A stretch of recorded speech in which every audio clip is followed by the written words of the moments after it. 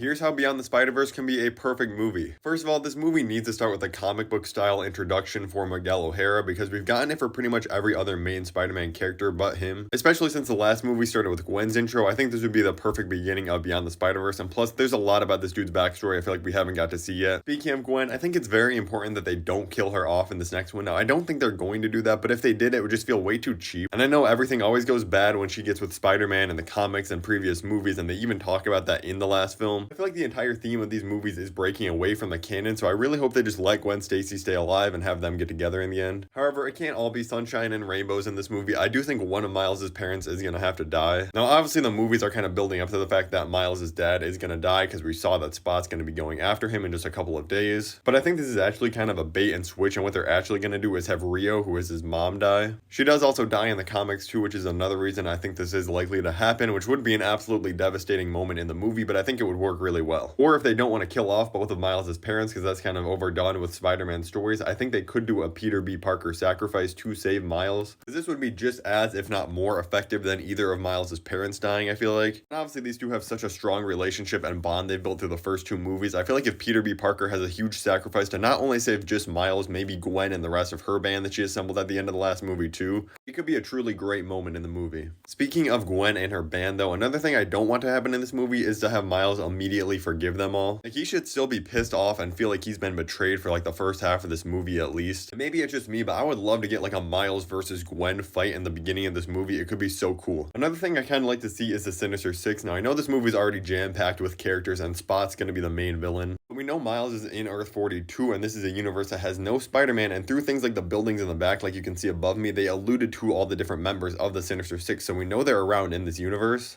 So even though this movie is already going to be jam-packed with characters, I think if he had to fight like the Sinister Six to get out of Earth 42 early on in the movie, it could be a really cool scene. The biggest thing this movie needs to stay away from is using this film to introduce a live-action Miles Morales, whether that's in the Sonyverse or the MCU. Either way, I don't want it. Now, don't hear what I'm not saying. I would love to see a live-action Miles Morales one day. I think this is a great character that we need to see in live action, but it just should not be done through Into the Spider-Verse. There's a few reasons for this. Firstly, it's just no way to do this where it's not going to come off extremely corny having him go from animation to live action. It would also just be disrespectful to the art form of animation. It's like, okay, that's actually not good enough. We're gonna now have the same character go into live action and finish his arc there. And kind of like I was just saying, Miles should just have his entire story contained in this Spider-Verse universe, and then the MCU can have their own brand new Miles. And similarly, just do not include Andrew, Toby, or Tom Spider-Man in live action or animated form in this movie. Like, seeing Andrew in the last one was fine as it was. None of these guys need to actually become like major characters in this movie. Again, it's just gonna be way too much of a crossover and take away from this story of Miles.